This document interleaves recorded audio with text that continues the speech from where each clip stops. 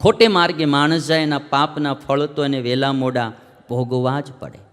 ઘરમાં કુસંપ થાય, વ્યભિચારમાંથી ઘરમાં કુસંપ થાય, માણાની આબરૂ જાય, ક્યાંય બોલ્યા જેવું રહી નહીં, અને પાપ પીપળે ચડીને પોકારે પોકારે ને પોકારે. વહેલું મોડું ખબર તો પડે જ તે.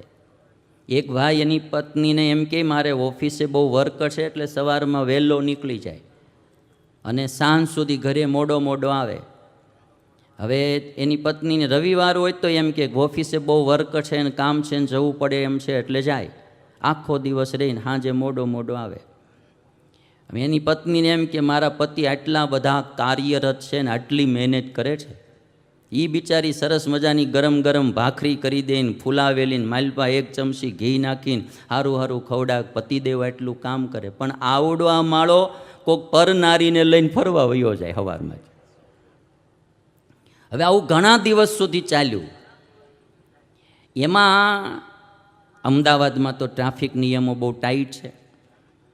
હા, એટલે ટ્રાફિક નિયમોના રૂલ્સ બહુ ટાઈટ, કોઈ પાળે ન પાળે. એમાં કેમેરા મૂકેલા ગાંધીનગર બાજુ, અને કેમેરામાં કોઈ પણ હેલ્મેટ પહેર્યા વિનાનો જાતો હોય તો એનો ફોટો પડી જાય ને એ પછી સ્લીપ સાથે, એ ફોટા સાથે એની ઘરે દંડની સ્લીપ જાય. એમાં આવડા કોઈ પરનારીના પોતાની ગાડી પાછળ, ટુ વ્હીલ્સ પાછળ બેસાડીને જાતો હતો ને એમાં હેલ્મેટ નહોતું પહેર્યું, ફોટો પડી ગયો. એ ફોટો એની ઘરે ગયો અને એની પત્નીના હાથમાં જ આવ્યો. હેલ્મેટ વિનાનો ફોટો ને એના હાથમાં આવ્યો, પણ એને હેલ્મેટનો કાંઈ વાંધો નહોતો, વાહે બેઠેલી કોણ એ વાંધો આવ્યો. એટલે એણે તરત ફોન કર્યો એના પતિને, ક્યાં છો? તો કે ઓફિસે શું? એ કે આ છેલ્લા અઠવાડિયા મહિના થયા તમે આમ રોજ ઓફિસે જ રહેતા હતા? તો કે આ ઓફિસે જ રહેતો હતો. એટલે પછી એની પત્નીએ કીધું આ તારીખે તમે આખો દિવસ ક્યાં હતા? તો કે એટલું એ દિવસે તો કામ હતું ને ઓફિસ બારો પગ નથી મૂક્યો. એની પત્ની કે અહીંયા દંડની સ્લીપ આવી છે ને હારે ફોટો આવ્યો છે, હવે તમે એની હારે રહેજો, હું જાઉં છું. એ કે બિચારો આવ્યો ઘરે, પછી તો મનાવે પણ ઓલી એમ માને. પછી એવડો એમ બોલ્યો કે આ ટ્રાફિકના નિયમોએ મારું ઘર ભાંગ્યું. એ કે એ હકીકતમાં એને બીજાનો દોષ દેખાય, પણ એને એ નથી ખબર કે એના કુકર્મએ એનું ઘર ભાંગ્યું છે. ખોટો માર્ગ એ માણસને ગમે ત્યારે દુઃખી તો કરે ને કરે. એક ભાઈ એના મિત્રને પૂછતો હતો, એ કે આ ધૂળેટીમાં ને હોળીમાં ફરક શું? એ કે એટલે એનો મિત્ર કે આપણે એ કે મોજ મસ્તીમાં આવીને પાડોશણ હારે જે રંગે રમીએ એને ધૂળેટી કહેવાય, અને એ વાતની ઘરે પત્નીને ખબર પડે ને પછી જે ઘરે થાય એને હોળી કહેવાય. હા, એ પછી હોળી થાય. અને ધૂળેટી કે એક દીમાં પતે ને હોળી પછી આખું વરસ થયા કરે. ધૂળેટી છે ને એક દીમાં પતી જાય, અને એ ધૂળેટીની મજા ઘડીકની હોય, પછી ઓલી હોળીની સજા છે ને એ આખી જિંદગીની થઈ જાય પછી. એટલે આ ચંચુલા ને આ બિંદુક ને આ બધાની કથાઓ બહુ શીખવાડનારી છે કે જીવનમાં રામના જીવનમાંથી એક પત્ની વ્રત, સીતાના જીવનમાંથી એક પત્ની એક પતિવ્રત એ આપણા જીવનમાં રાખવું. ખોટે માર્ગે માણસ જાય એના પાપના ફળ તો એને વહેલા મોડા ભોગવવા જ પડે.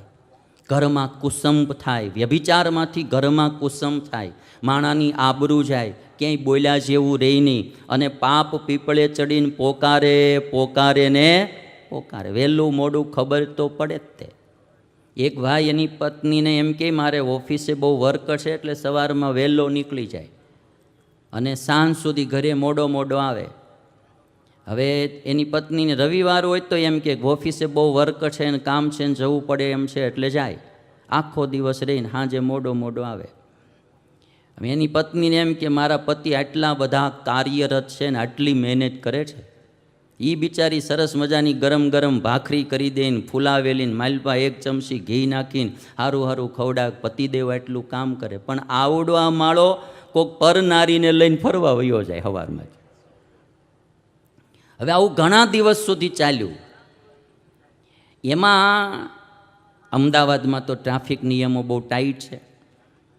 હા, એટલે ટ્રાફિક નિયમોના રૂલ્સ બહુ ટાઈટ, કોઈ પાળે ન પાળે. એમાં કેમેરા મૂકેલા ગાંધીનગર બાજુ, અને કેમેરામાં કોઈ પણ હેલ્મેટ પહેર્યા વિનાનો જાતો હોય તો એનો ફોટો પડી જાય ને એ પછી સ્લીપ સાથે, એ ફોટા સાથે એની ઘરે દંડની સ્લીપ જાય. એમાં આવડા કોઈ પરનારીને પોતાની ગાડી પાછળ, ટુ વ્હીલ્સ પાછળ બેસાડીને જાતો હતો ને એમાં હેલ્મેટ નહોતું પહેર્યું, ફોટો પડી ગયો. એ ફોટો એની ઘરે ગયો અને એની પત્નીના હાથમાં જ આવ્યો.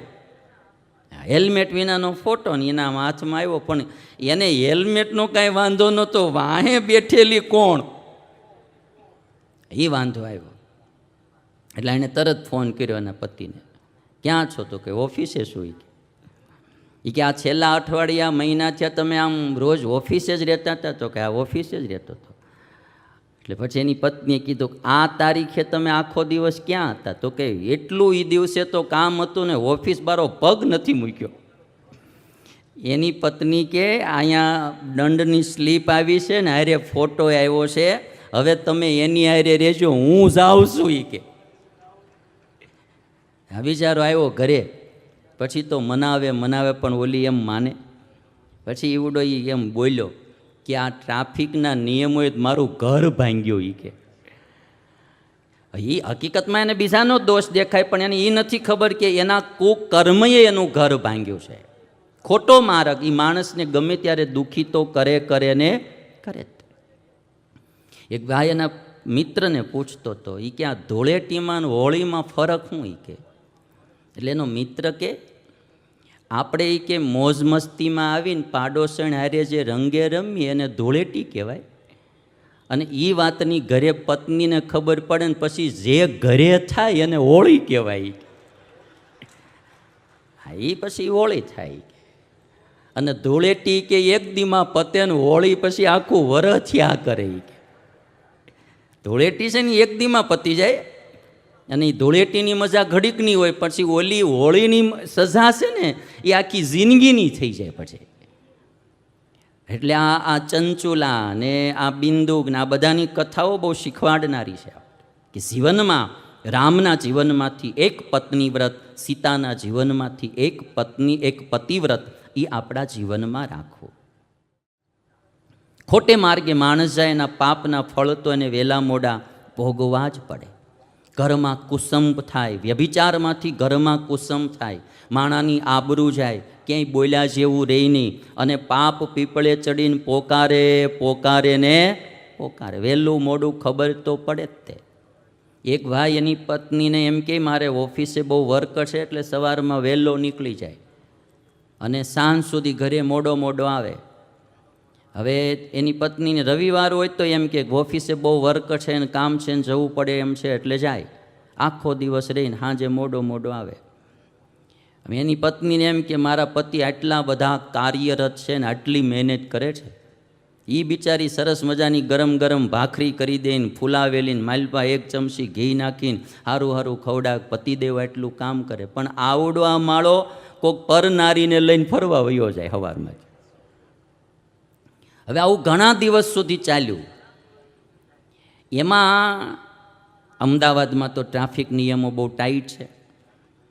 હા, એટલે ટ્રાફિક નિયમોના રૂલ્સ બહુ ટાઈટ, કોઈ પાળે ન પાળે. એમાં કેમેરા મૂકેલા ગાંધીનગર બાજુ, અને કેમેરામાં કોઈ પણ હેલ્મેટ પહેર્યા વિનાનો જાતો હોય તો એનો ફોટો પડી જાય ને એ પછી સ્લીપ સાથે, એ ફોટા સાથે એની ઘરે દંડની સ્લીપ જાય. એમાં આવડા કોઈ પરનારીને પોતાની ગાડી પાછળ, ટુ વ્હીલ્સ પાછળ બેસાડીને જાતો હતો ને એમાં હેલ્મેટ નહોતું પહેર્યું, ફોટો પડી ગયો. એ ફોટો એની ઘરે ગયો અને એની પત્નીના હાથમાં જ આવ્યો. હેલ્મેટ વિનાનો ફોટો ને એના હાથમાં આવ્યો, પણ એને હેલ્મેટનો કાંઈ વાંધો નહોતો, વાહે બેઠેલી કોણ એ વાંધો આવ્યો. એટલે એણે તરત ફોન કર્યો એના પતિને, ક્યાં છો? તો કે ઓફિસે શું? એ કે આ છેલ્લા અઠવાડિયા મહિના થયા તમે આમ રોજ ઓફિસે જ રહેતા હતા? તો કે આ ઓફિસે જ રહેતો હતો. એટલે પછી એની પત્નીએ કીધું, આ તારીખે તમે આખો દિવસ ક્યાં હતા? તો કે એટલું એ દિવસે તો કામ હતું ને ઓફિસ બારો પગ નથી મૂક્યો. એની પત્ની કે અહીંયા દંડની સ્લીપ આવી છે ને હારે ફોટો આવ્યો છે, હવે તમે એની હારે રહેજો, હું જાઉં છું એ કે. આ વિચારો આવ્યો ઘરે. પછી તો મનાવે પણ ઓલી એમ માને. પછી ઈવડો એમ બોલ્યો કે આ ટ્રાફિકના નિયમોએ મારું ઘર ભાંગ્યું એ કે. એ હકીકતમાં એને બીજાનો દોષ દેખાય, પણ એને એ નથી ખબર કે એના કુકર્મએ એનું ઘર ભાંગ્યું છે. ખોટો માર્ગ એ માણસને ગમે ત્યારે દુઃખી તો કરે ને કરે. એક ભાઈ એના મિત્રને પૂછતો હતો, એ કે આ ધૂળેટીમાં ને હોળીમાં ફરક શું? એ કે. એટલે એનો મિત્ર કે આપણે એ કે મોજ મસ્તીમાં આવીને પાડોશણ હારે જે રંગે રમીએ એને ધૂળેટી કહેવાય, અને એ વાતની ઘરે પત્નીને ખબર પડે ને પછી જે ઘરે થાય એને હોળી કહેવાય. હા, એ પછી હોળી થાય. અને ધૂળેટી કે એક દીમાં પતે ને હોળી પછી આખું વરસ થયા કરે. ધૂળેટી છે ને એક દીમાં પતી જાય, અને એ ધૂળેટીની મજા ઘડીકની હોય, પછી ઓલી હોળીની સજા છે ને એ આખી જિંદગીની થઈ જાય પછી. એટલે આ ચંચુલા ને આ બિંદુક ને આ બધાની કથાઓ બહુ શીખવાડનારી છે કે જીવનમાં રામના જીવનમાંથી એક પત્ની વ્રત, સીતાના જીવનમાંથી એક પતિવ્રત એ આપણા જીવનમાં રાખવું.